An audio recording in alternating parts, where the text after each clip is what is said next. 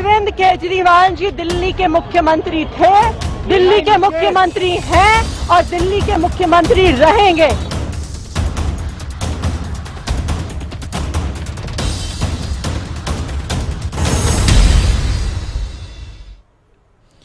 नमस्कार, मुद्दा देख रहे हैं आप और मैं हूं आपके साथ ज्योति संगवान। दिल्ली के सीएम अरविंद केजरीवाल की मुश्किलें बढ़ती नजर आ रही हैं। शराब घोटाला मामले में गिरफ्तारी के बाद सियासी बयानबाजी भी चरम पर है। आप समेत अधिकतर विरोधी दलों के नेता भारतीय जनता पार्टी पर वार कर रहे हैं हमलावर के। तो बीजेपी का कहना है घोटाला हुआ है, दिल्ली का सबसे बड़ा घोटाला हुआ है, कानूनी कार्रवाई भी होगी। चर्चा करेंगे, उससे पहले सुनिए किस तरह की बयानबाजी का दौर लगातार जारी है। गुंडागर्दी है। अरविंद केजरीवाल जी के घर वालों को हाउस अरेस्ट किया हुआ है। अरविंद केजरीवाल जी की माताजी एक दिन पहले अस्पताल से आई हैं, बेटे को अरेस्ट कर लिया। घर वालों को किसी से मिलने नहीं दिया जा रहा, शांतिपूर्ण प्रोटेस्ट रोका जा रहा है। आईटीओ पे हम जा नहीं सकते हैं। 1 मिनट आईटीओ पे आते हुए हुआ और उठा के पुलिस वाले हमको फेंक रहे हैं। पूरी तानाशाही है। सिर्फ और सिर्फ लोकसभा चुनाव जीतने के लिए ये तानाशाही की जा रही है। लोग जहां पे भी होंगे वहां पे प्रोटेस्ट करेंगे।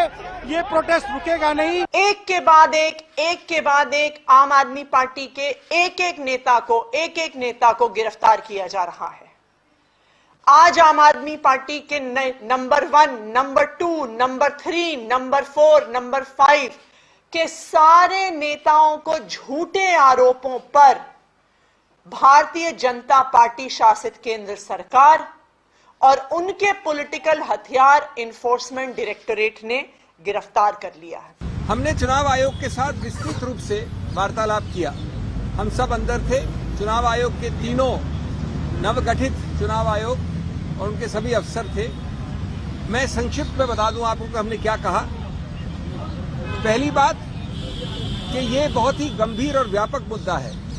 ये सिर्फ एक व्यक्ति या व्यक्ति विशेष या पार्टी विशेष का मुद्दा नहीं है। ये मुद्दा व्यापक इसलिए है क्योंकि ये सीधा संबंध रखता है भारत के संविधान के मूल ढांचे से, जिसको आप बेसिक स्ट्रक्चर कहते हैं। इस प्रकार की जो एजेंसियां, उनमें पहले जो आज देश के प्रधानमंत्री हैं उनकी बहुत जांच चली, लेकिन वो हर जांच में पेश हुए और उन्होंने अपनी बात रखी और 9-9, 10-10 घंटे की पूछताछ हुई, लेकिन उन्होंने सारी चीज कही और बाद में आगे एजेंसी ने मान लिया, कोर्ट ने मान लिया कि उनका कोई दोष नहीं है, उनको निर्दोष मान लिया। तो इसमें भी मैं समझता हूं अगर अरविंद केजरीवाल जी निर्दोष हैं तो उन्हें पहले नोटिस भी जाना चाहिए था, सहयोग करना चाहिए था। सही मानों में प्रजातंत्र अभी जीवित हुआ है। सब संस्थाएं बिना किसी प्रभाव के अपने दायित्व का निर्वाह कर रही है। कि केजरीवाल को जब इतनी बार नोटिस हुआ तो ईडी के समक्ष पेश क्यों नहीं हुए? ईडी गलत कर रही है, वहां केजरीवाल ने भी कानून का मजाक उड़ाया, इसलिए केजरीवाल को जेल जाना पड़ा। जंगल राज है, प्रजातंत्र को मखौल उड़ाया जा रहा है, ऐसा नहीं होना चाहिए। जो डरे हुए लोग हैं वो भाजपा में चले गए और जो कहीं मुकाबला करना चाहते हैं, जो इन्हें दबाव में नहीं आ रहे, वो लोग जेल जा रहे हैं।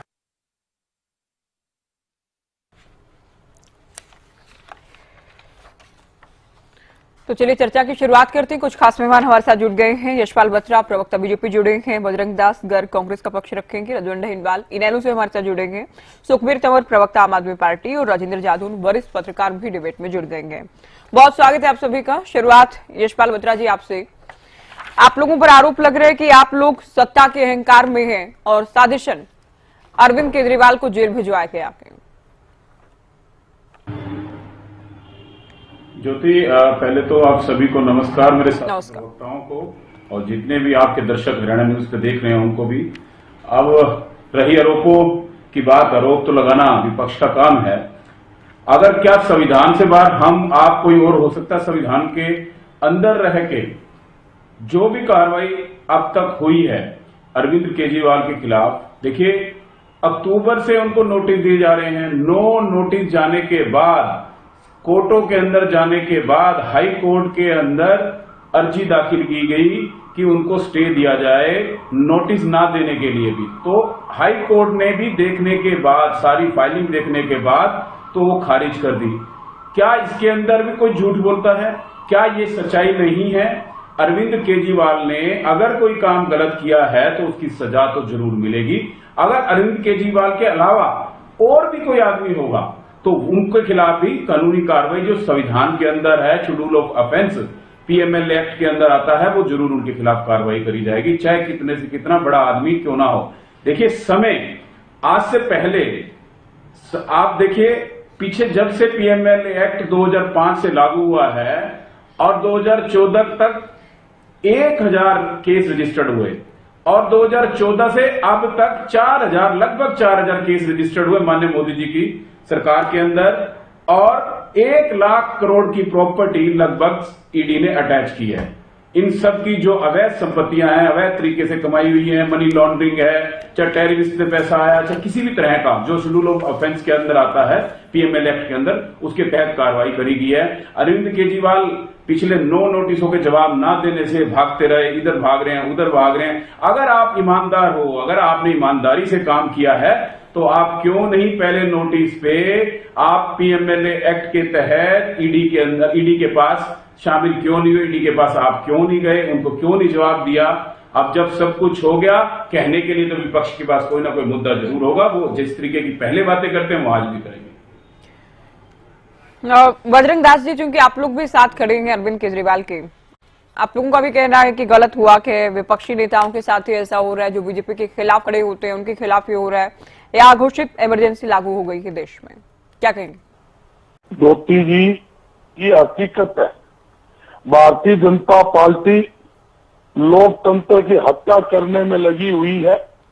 यहां तक कि जितने भी विपक्षी नेता है, जो भी जनता की आवाज उठाए, सरकार के खिलाफ कोई बयानबाजी करे, कोई मुद्दे की बात करे, उनके खिलाफ सरकारी मशीनरी का, सरकारी एजेंसियों का दुरुपयोग खुलेआम किया जा रहा है। यहां तक कोई भी ऐसी विपक्षी पार्टी नहीं जिसके खिलाफ भारतीय जनता पार्टी ने ईडी की, सीबीआई की, इनकम टैक्स की कार्रवाई ना की हो। कोई भी ऐसी पार्टी, जो ममता बनर्जी हो, शरद पवार हो, कई लोग तो ऐसे हैं जो जिनके ईडी की कार्रवाई करी और डर के मारे उनको अपनी भारतीय जनता पार्टी में शामिल करवा लिया।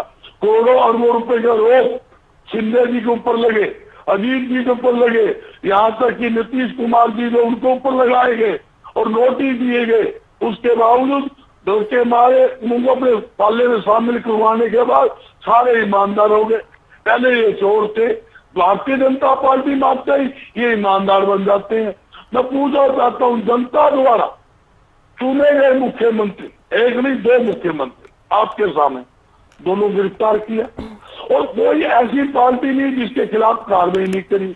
जहां शराब घोटाले की बात है, ज्योति जी, ये रिकॉर्ड की बात है, हरियाणा के अंदर पुलिस कस्टडी के अंदर शराब बेच दी गई, करोड़ रुपए की शराब चोरी करके बेची गई, जिसकी एफआईआर दर्ज है, सरकार ने एफआईआर दर्ज कर रखी है, एसआईटी गठन कर रखी है। मैं पूछना चाहता हूं, 3 साल लगभग हो गए, आज तक मुख्य आरोपी क्यों नहीं पकड़े गए? कहां है उसकी इंक्वायरी? कोई पता नहीं। पुलिस कस्टडी के अलावा आप देखिए, कोरोना के अंदर लाखों लोग मर रहे थे, मगर ये अरबों रुपए की फर्जी रजिस्ट्रियां अरबों रुपए कराई गई, एफआईआर दर्ज है, आज तक कोई कार्रवाई नहीं। खनन घोटाला हुआ, कितने मजदूर मर गए, अरबों रुपए घोटाला हुआ, एफआईआर दर्ज, एसआईटी गठन, आज तक मुख्य आरोपी नहीं पकड़े गए। धान घोटाला इस राज्य के अंदर हुआ, सरसों घोटाला हुआ, बागवा घोटाला हुआ, 37 पेपर लीड घोटाला हुआ। मैं पूछना चाहता हूँ, आप लोगों को सर्टिफिकेट मिल गया क्या? आपकी सरकार के अंदर अरबों रुपए घोटाले होते हैं, सरकार के चेते करवाते हैं, एफआईआर दर्ज है, एसआईटी गठन है, आप उनको ऊपर कार्रवाई कर नहीं पाए। और यहाँ तक कि मनोहर लाल खट्टर जी का एक बयान सुना होगा आपने, अब चैनल में समय निकला था, आरोप लगाने से कोई दोस्ती सिद्ध नहीं होता। उनका बयान किसके ऊपर दिया था? संदीप सिंह मंत्री को बचाने के लिए बयान दिया था। मैं पूछना चाहता हूँ, ये आप पार्टी के जो नेता गिरफ्तार किए हैं, पहले भी किए थे, उससे पहले और नेता गिरफ्तार हुए हैं, उनके ऊपर आरोप सिद्ध हो गया क्या? जो आप कहते हो आरोप लगाने में दोषी नहीं बनता, तो मैं यही कहना चाहता हूं कि ये सिर्फ अरविंद केजरीवाल जी का महीना पहले जिस दिन एक बयान आया था, भारतीय जनता पार्टी मेरे पर दबाव बना रही है, आप हमारे साथ आइए। भाई मैं साथ नहीं जाऊंगा, जेल जाना मंजूर है। वो नहीं माना तो उसके चूड़ी चढ़ाकर उसके खिलाफ पर्चा दर्ज करके और उसको पकड़ने का काम आपके सामने किया है। ये पूरी तरह से डरी हुई भारतीय जनता पार्टी। यूं कहते हैं आपकी बात 400 पार, तो 400 पार तो आप लाने वाले हो, तो डर किस बात का है? हकीकत में 2-3 दिन को पता लग गया है, आज पूरे देश के अंदर इनके खिलाफ हर एक वर्ग का नागरिक इनके खिलाफ खड़ा है, दुखी है। किसान दुखी, सरकारी कर्मचारी दुखी, जनता दुखी, बैकवर्ड दुखी, इससे मुक्ति चाहता है। इसलिए ये भारतीय जनता पार्टी डरी हुई है और दबाव की राजनीति चलिए, आम आदमी पार्टी हमारे साथ चर्चा में जुड़ गई है। सुखबीर तंवर जी, घोटाला हुआ है और दिल्ली का सबसे बड़ा घोटाला हुआ है। जो घोटाला करेगा जेल में जाना होगा, ये कहना है बीजेपी का। देखिए ज्योति जी, विगत के 10 वर्षों में नरेंद्र मोदी नीत भारतीय जनता पार्टी की केंद्र सरकार ने सभी संवैधानिक संस्थाओं की गरिमा में अपूरणीय क्षति पहुंचाई है और मोदी सरकार और एक समय के तड़ीपार अपराधी और दुर्भाग्य से आज के गृह मंत्री, जिनके इशारे पे सीबीआई, ईडी और इनकम टैक्स सभी राजनीतिक विरोधियों के खिलाफ जिस तरह से इन संस्थाओं का बेजा दुरुपयोग एक हथियार की तरह से कर रही है, मैं असंख्य उदाहरणों में से कुछ उदाहरण आपके सम्मुख प्रस्तुत करना चाहूंगा। जिस प्रकार से इन्होंने ईडी और दूसरी संस्थाओं का प्रयोग करके जो भाजपा के चुनावी जो मशीन है, जो वॉशिंग मशीन, उसमें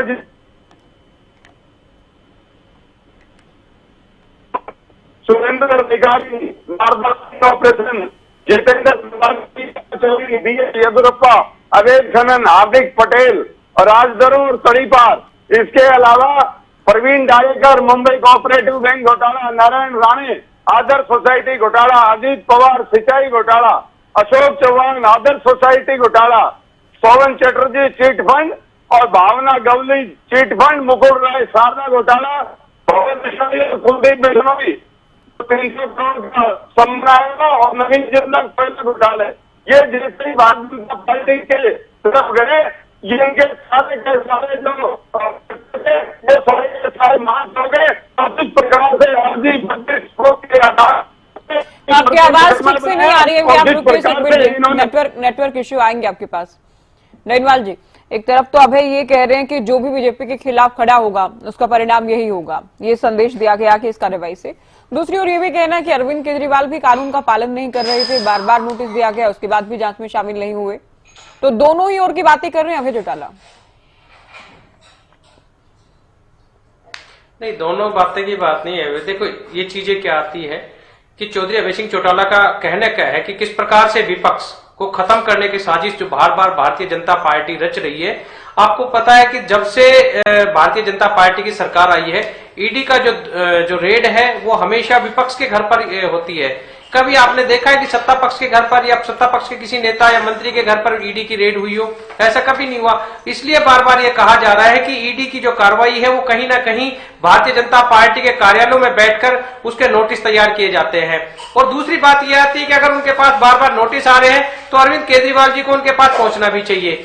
लेकिन यहां पर मामला दूसरा आता है कि जब अरविंद केजरीवाल नहीं जा रहे हैं, एक ऐसे व्यक्ति को जब मैं आम आदमी पार्टी की सपोर्ट तो नहीं करूंगा, लेकिन एक चीज जरूर कहूंगा, जिस सरकार ने ईडी के इस मामले में शराब घोटाले में लेकर जो लोगों को गिरफ्तार किया है, क्या एक बार वो अपनी प्रोग्रेस बताएंगे? क्या उनसे कोई रिकवरी हुई है अब तक? अगर उनसे रिकवरी नहीं हुई है तो केस किस चीज का चल रहा है? कोई भी केस अगर चल रहा है तो रिकवरी के बेस पर चलता है, और यहाँ पर उनसे किसी गवाही भी हो रही है, उनके अगर कोई रिकवरी ना की जाए तो ये माना जाना चाहिए कि कहीं ना कहीं सरकार है वो तानाशाही रवैया अपना रही है।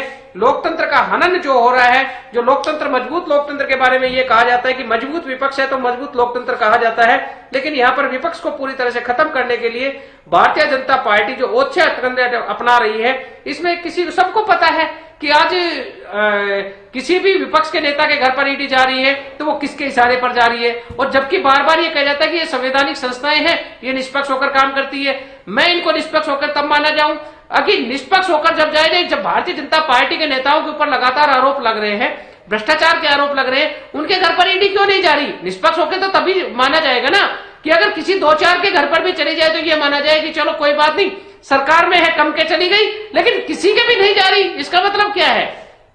और दूसरी बात एक चीज है कि आज ये जो मामला बार बार अरविंद केजरीवाल जी का जो मामला आ रहा है, इसमें आप देखिए कि जब जनता अपनी उम्मीदों के ऊपर बारे में जनता से जो बातें की जाती है, जो वायदे किए जाते हैं, जनता जब जवाब मांगने की बारी आ जाती है तो सरकार का काम हो जाता है ध्यान भटकाने का। अब जिस प्रकार से इलेक्ट्रोल बॉन्ड का जो मुद्दा उछला हुआ है, जिस प्रकार सरकार उसमें कहीं ना कहीं घिरी हुई है, उस मामले को कहीं ना कहीं दबाने के प्रयास में एक नया गिरफ्तारी का मामला नया ला दिया। और आप देखिए चुनाव, अभी आपको पता है कि सर पे चुनाव आ रहे हैं, जो व्यक्ति बार बार ये कहते हैं कि विपक्ष को एकजुट करने की बात कर रहे हैं, अगर उन लोगों को ऊपर इस प्रकार की कार्रवाई की जाएगी तो संदेह के दायरे में भारतीय जनता पार्टी निश्चित तौर पर आएगी।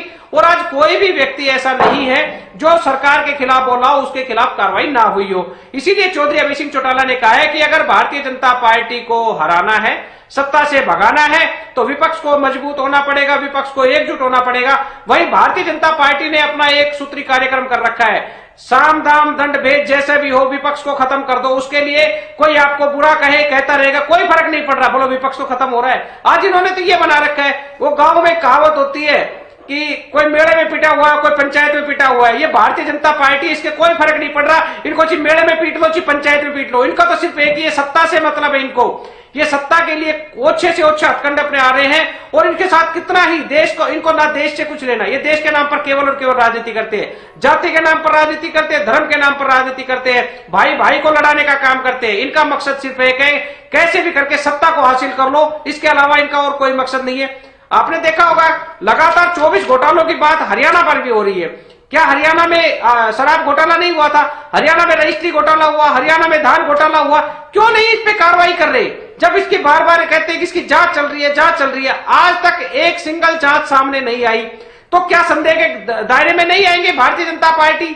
जिस देश के ऊपर कर्जा, हरियाणा की बात अगर करे तो 3.5 लाख करोड़ का कर्जा हरियाणा के ऊपर हो गया, वो किस वजह से हुआ है? ये भ्रष्टाचारी लोगों की वजह से हुआ है। क्यों? क्योंकि धरातल पर विकास की जो बातें करते थे, विकास की बात नहीं हुई। आपने कभी भी देखा होगा कि ये बातें करते थे, इन्होंने जो जनता से वायदे किए वो वायदे पूरे नहीं किए। अब जनता इनसे सवाल जवाब करती है, जनता को भी धमकाने का प्रयास करते हैं, बहकाने का प्रयास करते हैं। सुखबीर तंवर की आवाज अगर आ जाए, तंवर जी, डराने का प्रयास किया जा रहा है। सुखबीर तंवर जी, घोटाला किया है तो जेल में तो जाना ही होगा, तो फिर ये विरोध प्रदर्शन, ये हल्ला बोली, मार्च क्यों? सहमी हुई है, क्या परेशानी है? और समन जब बार बार भेजे गए, नोटिस भेजे गए, उसके बाद भी जांच में शामिल नहीं हुए अरविंद केजरीवाल।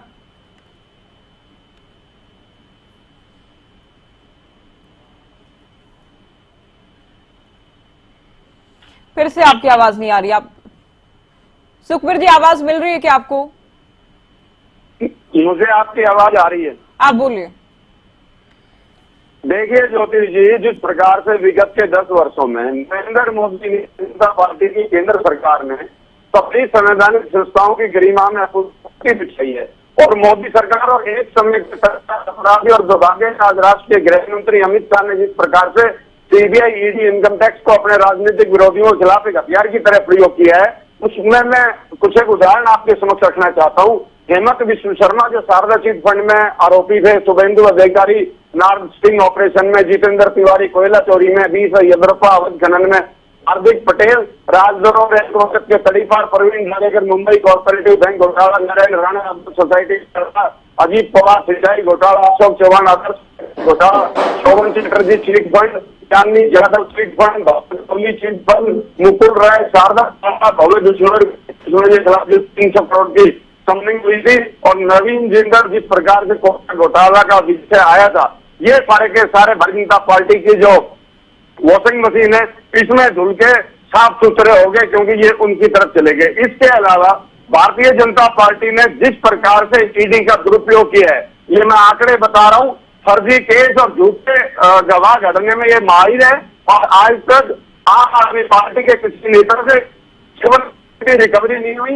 निश्चित तौर पर जिस प्रकार से ईडी का आज तक का कन्विक्शन रेट है 0.7%, ये सबको कह देता है कि इनका क्या इस देश में चल रहा है। इसके अलावा मोदी सरकार आज केजरीवाल मॉडल की जो जन सुविधा की राजनीति है उससे पूर्णतः डरी हुई है। जिस प्रकार से 2015 में 70 में से 63, 2022 में 70 में से 62 और दिल्ली नगर निगम में ऐतिहासिक विजय और पंजाब में 112 में से 92 सीटों पर विजय, गुजरात में 42 लाख वोट जिस प्रकार से आम आदमी पार्टी ने लिए, निश्चित तौर पर ये उस विजन से डरे हुए हैं और भारतीय जनता पार्टी अपने बनाए गए जाल में स्वयं हो चुकी है। केजरीवाल की राष्ट्रव्यापी समर्थन और जिस प्रकार से भारतीय जनता पार्टी के खिलाफ जिस पूरे देश में नाराजगी है वो इसका प्रत्यक्ष उदाहरण है। और इसके अलावा भारतीय जनता पार्टी के 10 सालों में किए गए पाप का घड़ा भर चुका है और देश में तानाशाही और लोकतंत्र के बीच जंग जारी है। केजरीवाल की गिरफ्तारी इस तानाशाही सरकार मोदी की सरकार के कत्ल में आती कील होगी। नहीं, बीजेपी तो कह रही है कि आम आदमी पार्टी का अरविंद केजरीवाल का गुरूर टूटा कि कितनी बार उनको बुलाया गया उसके बावजूद भी वो नहीं गए और गिरफ्तार तो आपके नेता ही बार बार हो रहे हैं। ठीक है, आपको लगता है कि ईडी का दुरुपयोग किया जा रहा है, लेकिन अदालत भी तो जमानत नहीं दे रही है ना, पहले से जो नेता गिरफ्तार किए गए हैं उन्हें, तो कहाँ सवाल उठाएंगे आप लोग? नहीं, मैं ज्योति जवाब दे दूं। जितना मेरी जो कानून की जानकारी है, क्योंकि मैं कानून में बहुत लंबे समय तक रहा हूं, मैं उसके आधार पर कह सकता हूं जो प्रिवेंशन और मनी लॉन्ड्रिंग एक्ट के जो प्रोविजन है कि जब तक इन्वेस्टिगेशन चलेगी आपको बेल नहीं दी जाएगी। और ये इन्वेस्टिगेशन चलाने के नाम पर जिस प्रकार से सभी अभियुक्तों के खिलाफ पूर्व आरोप पत्र दाखिल कर रहे हैं, ये कहीं ना कहीं जेल में रखने की साजिश है। निश्चित तौर पर जब ये कल सुप्रीम कोर्ट में मामला गया है, हमें पूर्ण हम आश्वस्त है कि आने वाले समय में जो ये बेजा दुरुपयोग है सगुफा भारतीय जनता पार्टी केंद्र सरकार ने छेड़ा है, इस पर सुप्रीम कोर्ट दूध और पानी का पानी करेगा। जादौन साहब, चुनाव से ठीक पहले अरविंद केजरीवाल की गिरफ्तारी, क्या संदेश और क्या असर देख रहे हैं आप चुनाव पर? देखिए, चुनाव के ऐन वक्त पर गिरफ्तारी होती है तो उसके एक राजनीतिक मायने तो निकाले ही जाते हैं कि इसको राजनीति को ध्यान में रखते हुए तो लोकसभा चुनाव में चुनाव प्रचार करने से रोकने के लिए या केजरीवाल इफेक्ट जो भी काम कर सकता है लोकसभा चुनाव में उसको नगण्य करने के लिए गिरफ्तारी की गई है। ये तो एक राजनीतिक व्याख्या है और अफसोस और खेदजनक बात यही है कि हमारे यहाँ जो है राजनीतिक आधार पर ज्यादा फैसले होते हैं। अभी देखिए, कांग्रेस भी जो आम आदमी पार्टी या केजरीवाल की गिरफ्तारी की आलोचना कर रही है उसके भी राजनीतिक मायने हैं। नहीं तो कांग्रेस नेता अजय माकन का एक वीडियो वायरल हो रहा है जिसमें वो कह रहे हैं कि ये प्रमाणित हो गया है कि शराब की जो होलसेलर्स हैं, शराब के थोक विक्रेता, उनसे 100 करोड़ रुपए आम आदमी पार्टी और केजरीवाल को गए और उन्होंने गोवा चुनाव में उसका उपयोग किया, गोवा चुनाव में वो पैसा खर्च किया गया। तो अजय माँ के लिए कह रहे हैं। अब कांग्रेस केजरीवाल के साथ खड़ी हुई है, वो निंदा भी कर रही है, लोकतंत्र की हत्या भी बता रही है, लेकिन हम तो इस बात की पैरवी करेंगे। जर्नलिस्ट होने के नाते मैं कहूंगा कि कोई भी सरकार हो, किसी भी पार्टी की हो, उसको कानून और नैतिकता के अनुसार कार्रवाई करनी चाहिए। हालांकि केजरीवाल को सम्मन बहुत पहले से जा रहे थे और अभी जो ईडी की टीम ने गिरफ्तारी की वो 10वां सम्मन लेके गई। तो ऐन चुनाव के वक्त तो इन्होंने अपनी गाड़ी को यहाँ तक लाके खड़ा कर लिया, फिर ऐन चुनाव के वक्त जो है ईडी को गिरफ्तार करना पड़ा। लेकिन ये जिस तरह से इस शराब घोटाले की जांच चल रही थी उसमें पहले से ये आशंका बनी हुई थी कि केजरीवाल तक ये आंच पहुंच सकती है, कार्रवाई हो सकती है। सवाल ये है कि चलिए आप एक राजनीतिक व्याख्या करते हैं, लेकिन आप हाईकोर्ट चले गए, हाईकोर्ट में जाके अपने गिरफ्तारी पर रोक लगाने की मांग की। तो इसका मतलब ये है कि फैक्ट मटेरियल इतना नहीं था, ऐसा नहीं था, या फैक्ट मटेरियल आपके खिलाफ इतना था कि हाई कोर्ट ने आपकी गिरफ्तारी पर रोक नहीं लगाई।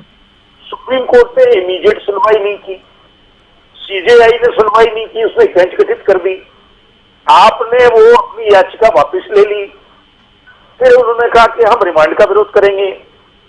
तो राउज एवेन्यू कोर्ट ने ये रिमांड को डिनाई नहीं किया, उन्होंने फैसला सुरक्षित रख लिया।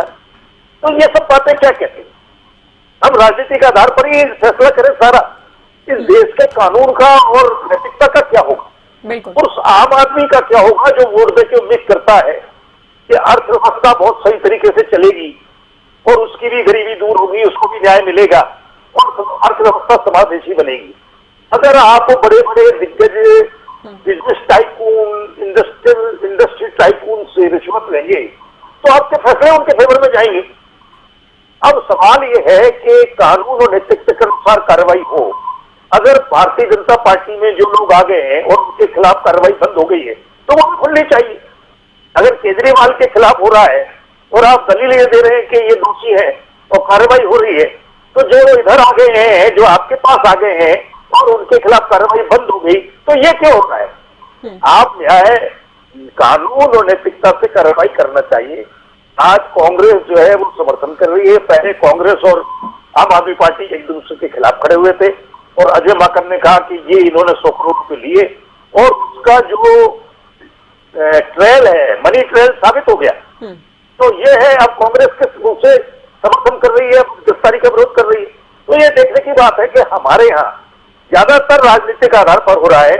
कानून और नैतिकता के अनुसार हो तो किस बात का विरोध है? और अदालतें बहुत, मैं समझता हूँ कि निष्पक्ष तरीके से काम कर रही है। अभी जो है चुनाव बॉन्ड मामले में सुप्रीम कोर्ट ने फैसला दिया है, बड़ा ऐतिहासिक है।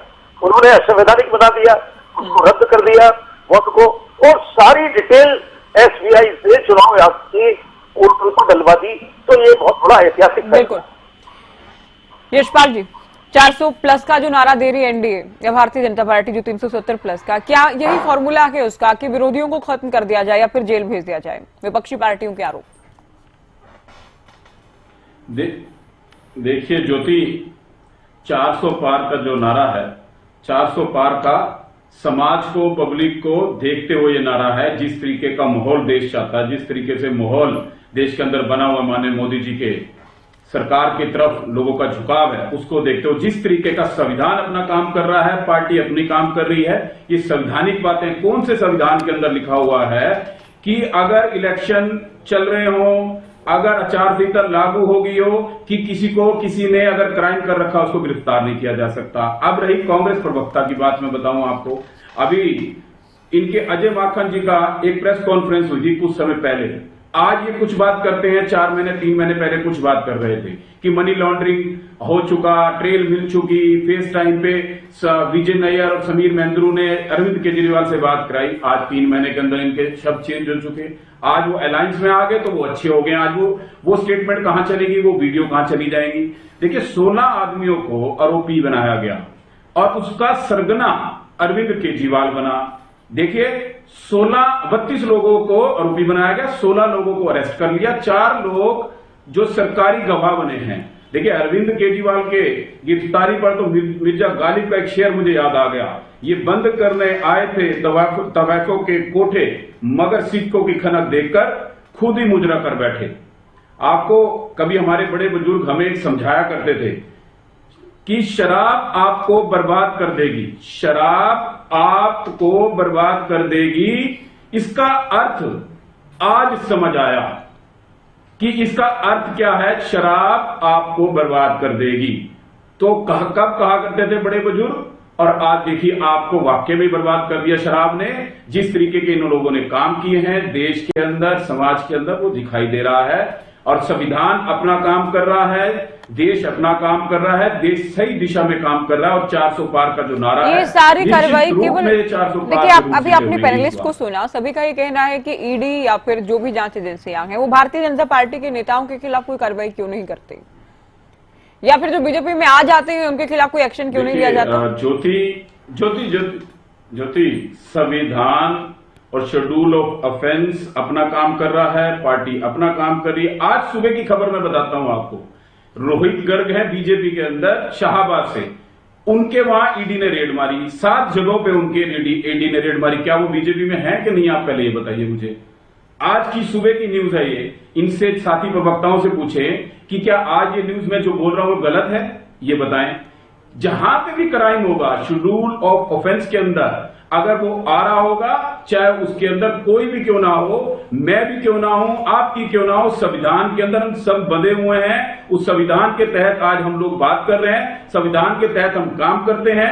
सरकार अपना काम करती है, पार्टी अपना काम करती है, संविधान अलग काम करता है। और रही बात ईडी पीएमएलए एक्ट के तहत कोई भी आएगा, उसके अंदर जो भी आएगा, मनी लॉन्ड्रिंग में आएगा, टेररिस्ट के अंदर आएगा, इस तरीके के जो कार्य देश के खिलाफ काम होते हैं। बजरंग जी को कुछ कहना है। बजरंग जी, तो ये भी डैनवाल जी भी और आम आदमी पार्टी भी ये कह रही है कि भारतीय जनता पार्टी के दफ्तर में बैठकर ईडी के नोटिस तैयार किए जाते हैं, जो कि पहले अरविंद केजरीवाल को जब नोटिस भेजे जा रहे थे उस वक्त भी आम आदमी पार्टी की ओर से कहा गया था।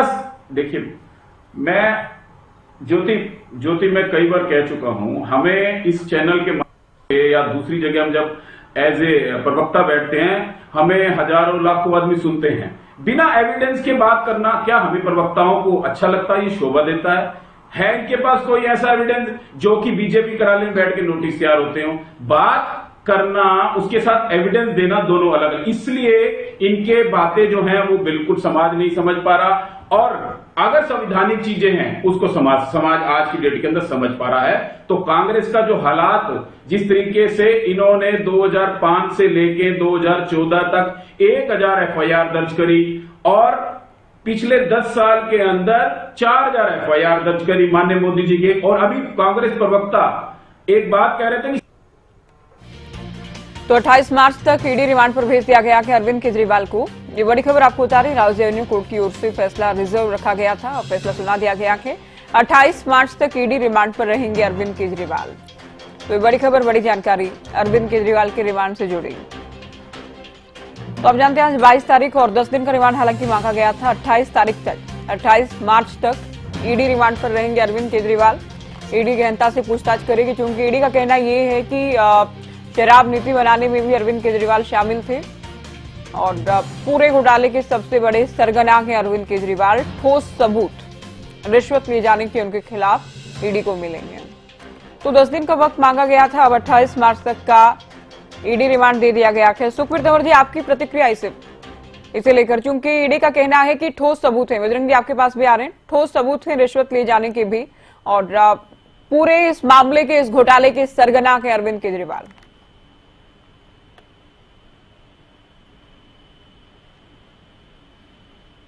सुखबीर जी, आवाज आ रही है क्या आपको? हाँ, आवाज आ रही है, बोले।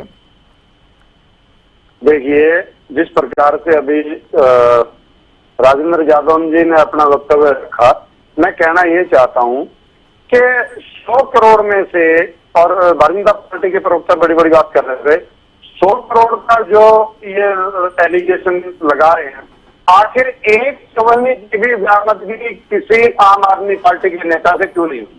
और बकौल सुप्रीम कोर्ट जिस प्रकार से उन्होंने जमानत के विषय में कहा कि ईडी के शख्स 2 तारीख भी ट्रायल में नहीं पकड़ पाएंगे। इसके अलावा जो सरकारी गवाह जिसके इर्द गिर्द ये सारा झूठा फर्जी केस बनाया गया है, वो गवाह अभी जो इलेक्ट्रॉनिक बॉन्ड का मामला आया है, इलेक्ट्रॉनिक बॉन्ड के उसमें जो इनको करोड़ों रुपए का चंदा दे रहा है, निश्चित तौर पे आने वाले समय में भारतीय जनता पार्टी को करोड़ों रुपया चंदा देने वाले और इस मामले में सरकारी गवाह बनने वाले व्यक्ति के खिलाफ सुप्रीम कोर्ट इस बात का संज्ञान लेगा और दूध का दूध और पानी का पानी करेगा।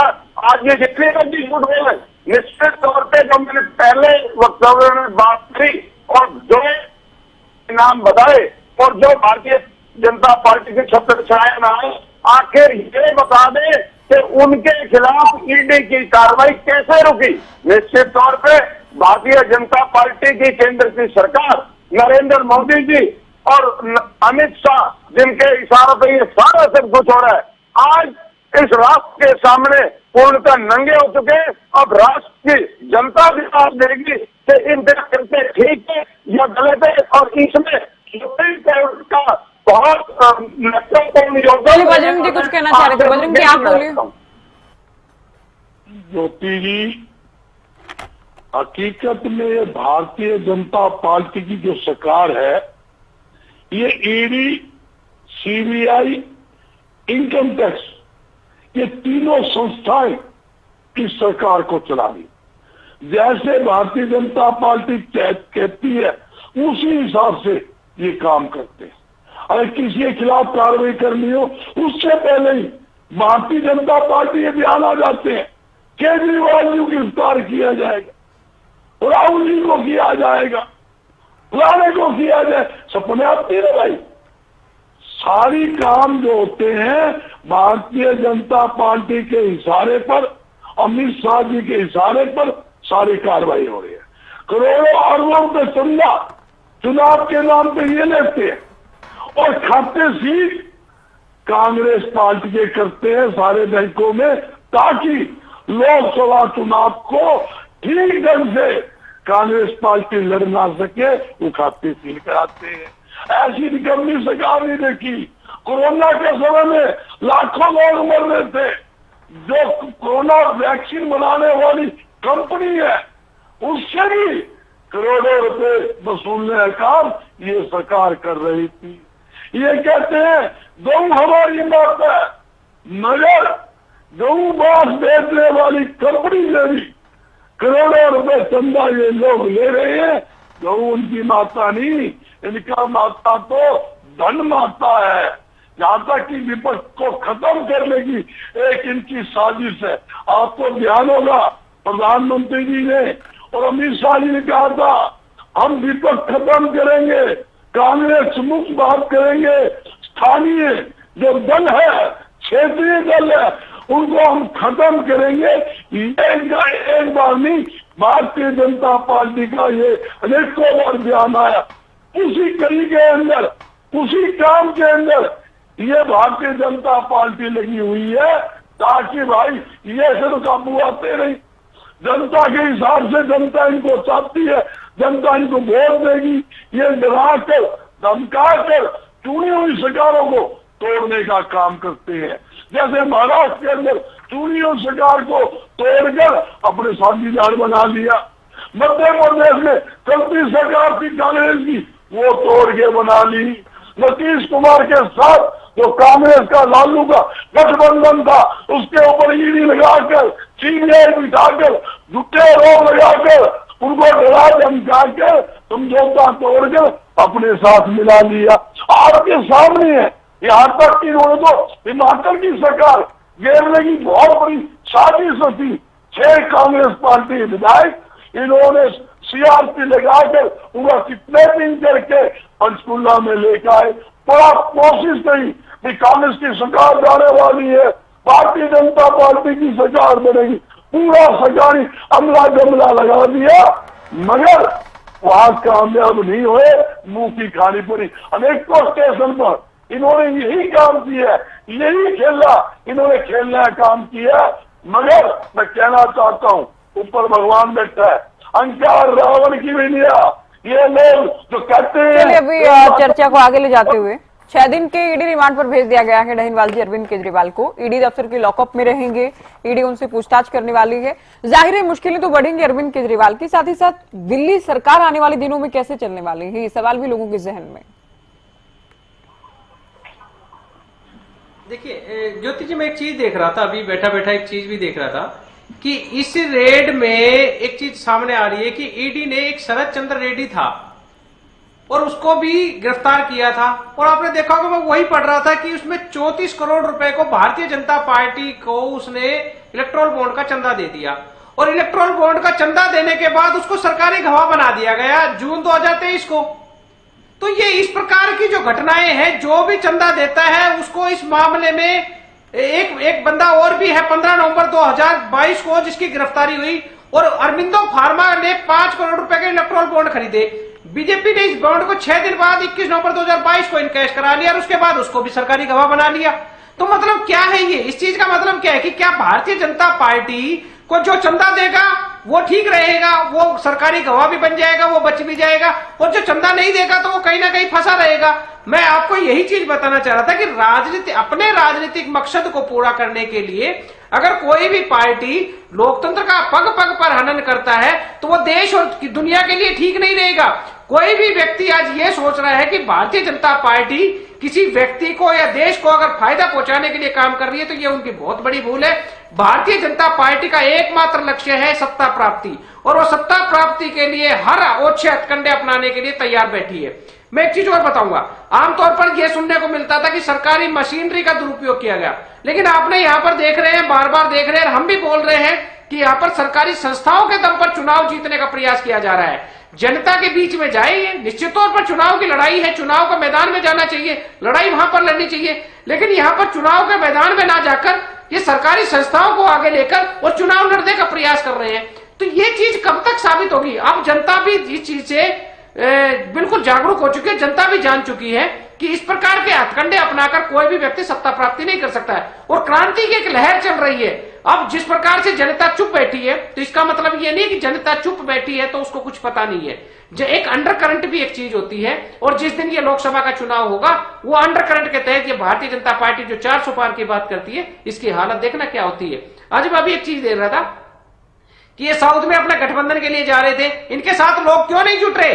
इनके साथ लोग इसलिए नहीं जुट रहे, इनको पता है कि ये पहले तो लोगों को साथ लेने का प्रयास करते, पार्टी को साथ लेने का प्रयास करती है, फिर उन्हीं पार्टी को निगलने का प्रयास करते हैं। चौधरी ओम प्रकाश चौटाला जी एक चीज कहते थे, आपने भी शायद सुना होगा, कि भारतीय जनता पार्टी को एक अमर बेल होती है जो किसी भी पेड़ के ऊपर गिर जाती है तो उसको खत्म कर देती है।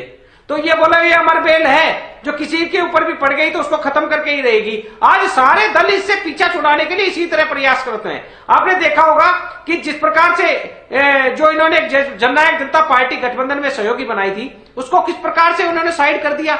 जब तक उनके साथ रहे, सत्ता की मलाई खाई, और अब उनके ऊपर आरोप प्रत्यारोप लगा रहे हैं। भारतीय जनता पार्टी उनके ऊपर आरोप लगा रही है, जननायक जनता पार्टी। तो आपकी सहानुभूति है जननायक जनता पार्टी से?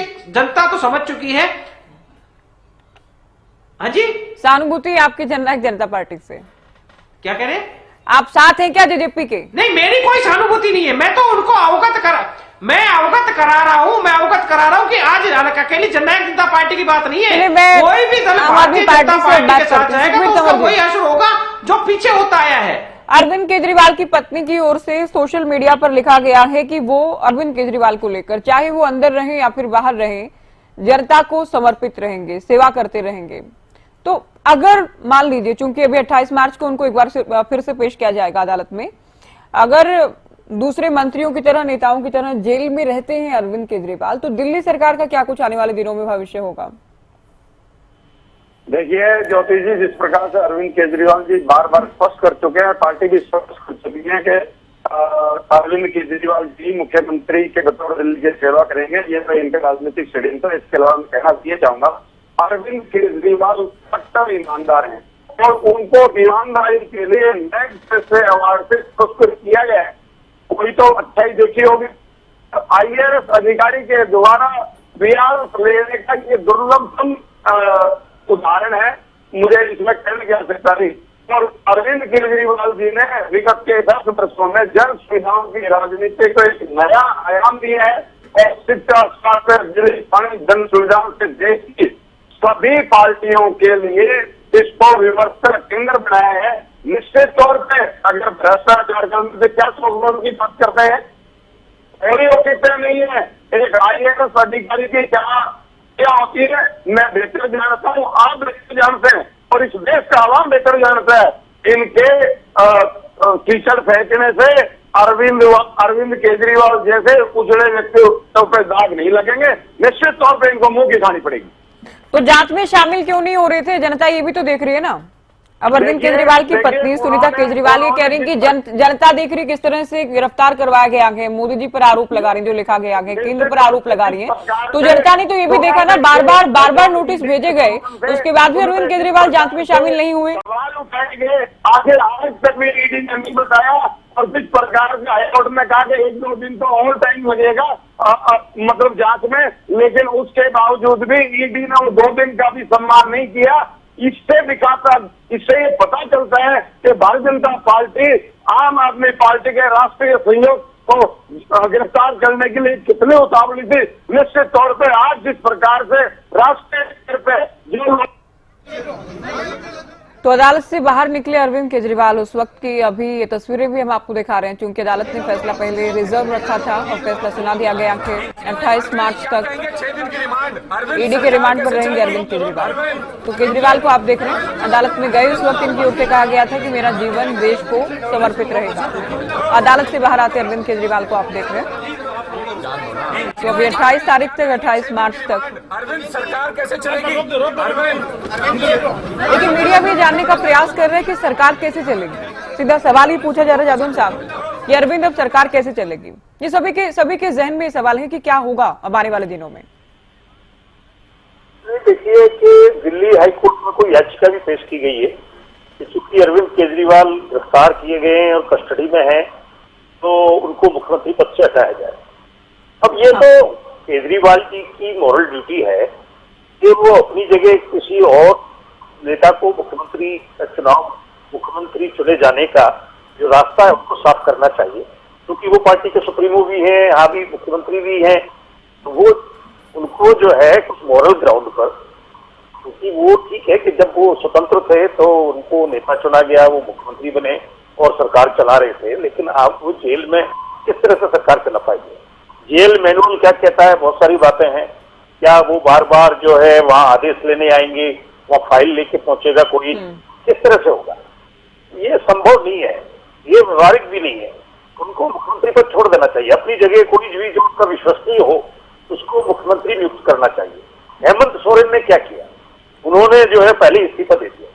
उन्होंने इतिहास बनाने की कोशिश नहीं की कि मुख्यमंत्री पद पर रहते हुए हेमंत सोरेन को गिरफ्तार किया गया। इन्होंने तो इतिहास बना लिया कि अरविंद केजरीवाल को मुख्यमंत्री पद पर रहते हुए गिरफ्तार किया गया।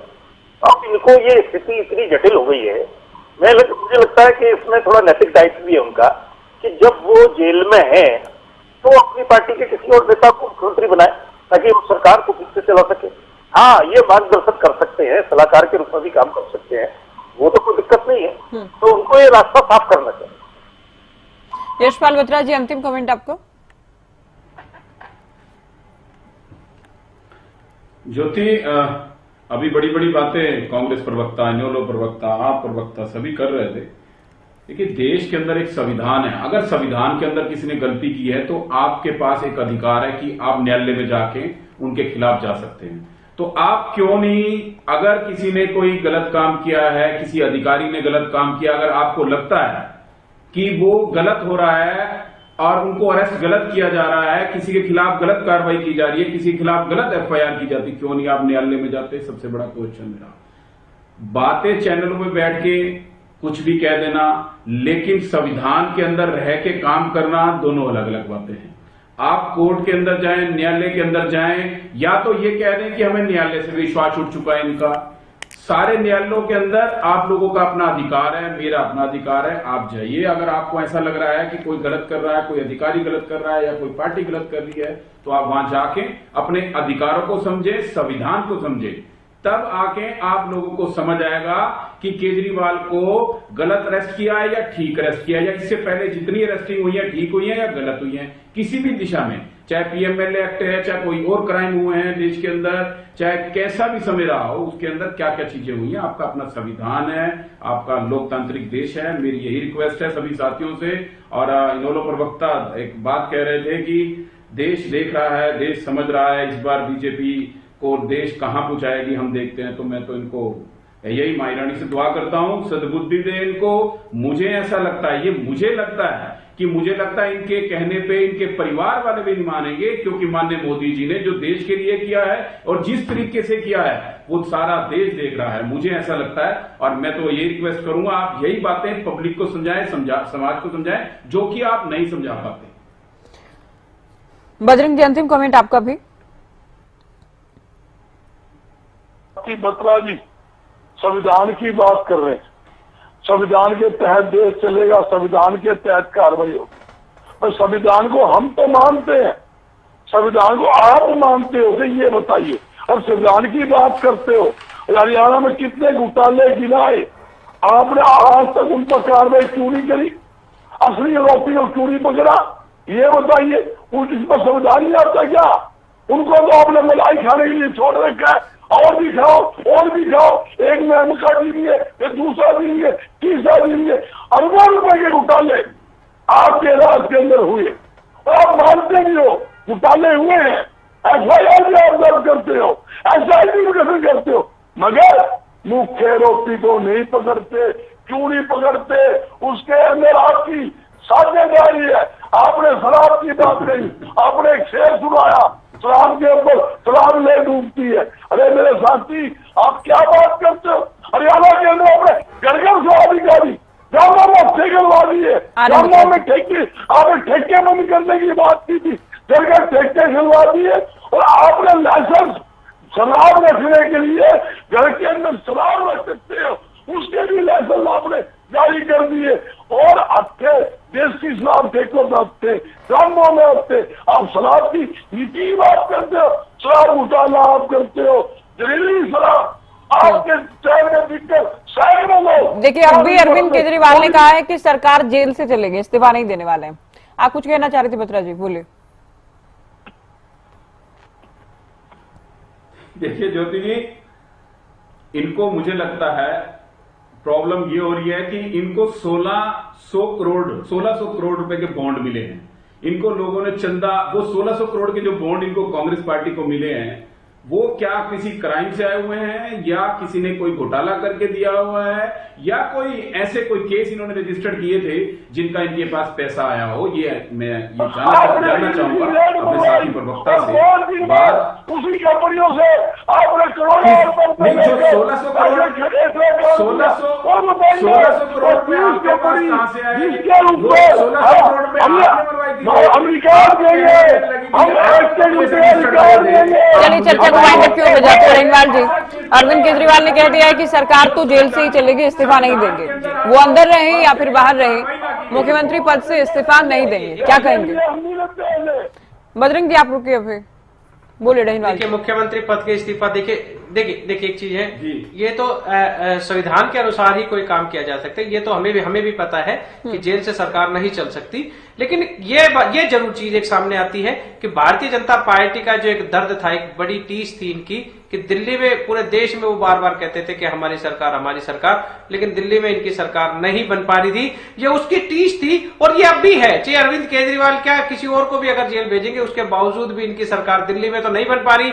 चाहे कोई बने सीएम, चाहे कोई भी बने, सरकार भारतीय जनता पार्टी की तो बनने से आम आदमी पार्टी की रहेगी। ये तो इनकी टीस एक बरकरार रहेगी। लेकिन जेल से सरकार चलाने की बात है, वो मैं मानता हूं कि चलो ठीक है, अरविंद केजरीवाल जी ये कानून पे विश्वास रखे और निश्चित तौर पर अपनी लड़ाई को जारी रखे और जिम्मेदारी किसी और को दी जाएगी।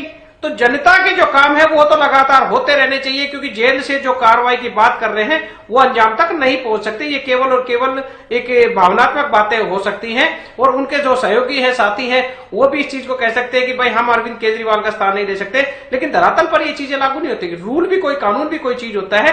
हाँ, मैं एक चीज जरूर बताऊंगा कि जब आचार मॉडल कोड ऑफ कंडक्ट जब लागू हो जाता है तो ये सारे जो भी ब्यूरोक्रेट्स की जो बातें आती हैं, ये कहीं ना कहीं चुनाव आयोग से भी कुछ ना कुछ तो परमिशन लेते होंगे। तो एक बार उनसे जरूर पूछ लेना चाहिए, इतनी बड़ी जो घटना है, इस घटना को अंजाम तक पहुंचाया गया है, तो क्या उन्हें किसी से परमिशन ली गई है या आज भी उन अधिकारियों को ध्यान नहीं रहा और वो शायद भारतीय जनता पार्टी के नेताओं और उनके मंत्रियों से परमिशन लेने के लिए चले गए हो? ये एक तरह से ये बात जरूर सामने आ रही है, क्योंकि आचार संहिता में इस प्रकार की घटना को अंजाम देना, इस प्रकार की कार्रवाई को अंजाम देना, वो एक बहुत बड़ा प्रश्न चिन्ह लग रहा है। और देश की जनता अब जाग चुकी है। अब चुनाव आ रहे हैं, चुनाव में एक बार देखना है कि जनता को अपना मतदान करना है। वो मतदान किस प्रकार से करेंगे? ठीक है, मैं अंतिम कमेंट आम आदमी पार्टी से अब लेती हूँ। कैसे सरकार चलाएंगे जेल से? सुखबीर तंवर जी, अरविंद केजरीवाल ही कह रहे हैं कि जेल में अगर रहे तो जेल से ही सरकार चलाएंगे, इस्तीफा नहीं देंगे।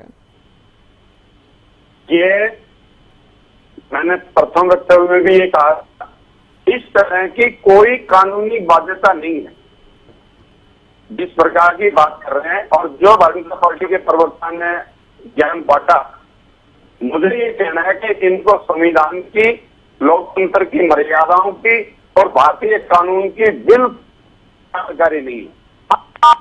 ने जरूर इस लोकतंत्र की और संविधान की मर्यादाओं का उल्लंघन किया। जिस प्रकार से देश की सबसे बड़ी पंचायत संसद में मोदी जी ने आरक्षण के बारे में कहा कि मैं किसी भी तरह के आरक्षण के खिलाफ हूं, निश्चित तौर पर वो संविधान विरोधी बात है।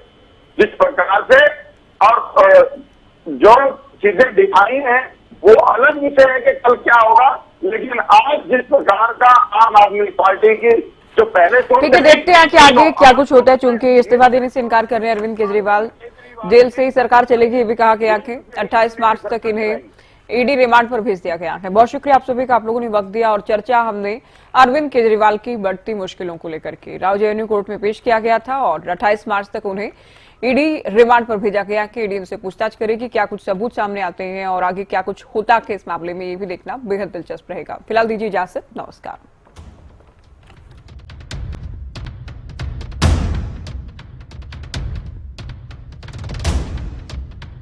अरविंद केजरीवाल जी दिल्ली के मुख्यमंत्री थे, दिल्ली के मुख्यमंत्री हैं और दिल्ली के मुख्यमंत्री रहेंगे।